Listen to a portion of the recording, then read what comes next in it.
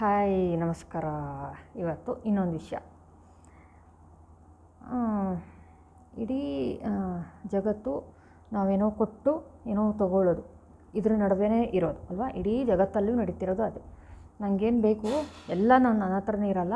So ನಾನೇನೋ ದುಡ್ಡು ಕೊಟ್ಟು ಟೈಮ್ ಕೊಟ್ಟು ಏನೋ ಒಂದು ಕೊಟ್ಟರೆ ನನಗೇನೋ ಸಿಗುತ್ತೆ ಅಲ್ವಾ.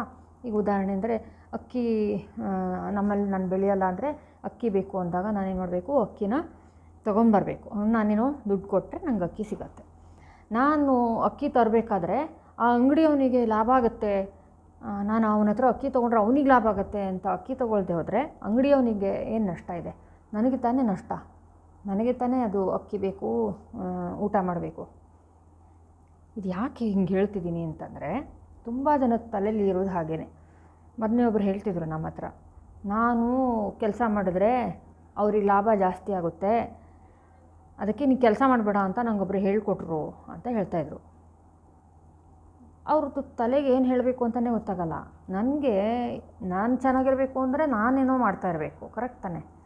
ನಂಗೆ ಬೇಕು ಅಂದರೆ ನಾನು ತೊಗೊಳ್ಳೇಬೇಕಲ್ವಾ. ನನ್ನಿಂದ ಅವ್ರಿಗೆ ಲಾಭ ಆಗುತ್ತೆ, ನಷ್ಟ ಆಗುತ್ತೆ, ಅದು ನನ್ನ ಅವಶ್ಯಕತೆ ಇದೆ ಅಲ್ವಾ. ಇದು ಯಾಕೆ ಜನಕ್ಕೆ ಅರ್ಥ ಆಗಲ್ಲ? ಈಗ ನೋಡಿ, ಇಡೀ ದಿವಸ ನಿಮ್ಮ ಟೈಮ್ ಕೊಟ್ಟರೆ, ನೀವು ಯಾವುದೊಂದು ಕಂಪ್ನಿ ಕೆಲಸ ಮಾಡ್ತಿದ್ದೀರಿ ಅಂತ ಅಂದ್ಕೊಳ್ಳೋಣ. ಬೆಳಗ್ಗೆಯಿಂದ ಸಂಜೆ ತನಕ ನಿಮ್ಮ ಟೈಮ್ ಕೊಟ್ಟರೆ ಅದಕ್ಕೆ ಒಂದಿಷ್ಟು ನಿಮಗೆ ಅವರು ದುಡ್ಡು ಕೊಡ್ತಾರೆ, ಸ್ಯಾಲ್ರಿ ಕೊಡ್ತಾರೆ ಅಲ್ವಾ. ಆ ಅಂಗಡಿಯವರು ಅಥವಾ ಆ ಕಂಪ್ನಿಗೆ ಲಾಭ ಆಗುತ್ತೆ, ನಾನು ಕೆಲಸ ಮಾಡಲ್ಲ. ಏನಾದರೂ ಅರ್ಥ ಇದೆಯಾ ಇದರಲ್ಲಿ? ನೀವೇನಂತೀರಿ? ನಮ್ಮ ಯೋಚನೆ ಹೀಗಿರಬೇಕಾ?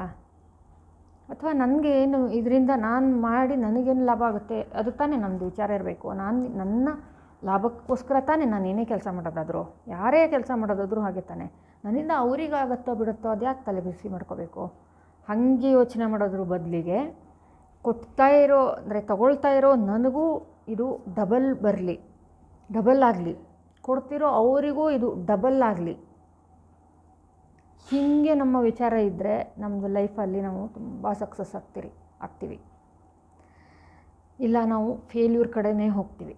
ಯಾಕೆಂದರೆ ನಮ್ಮ ಹತ್ರ ಕೊಡೋ ಬುದ್ಧಿನೇ ಇಲ್ವೇ? ಏನಂತೀರಿ?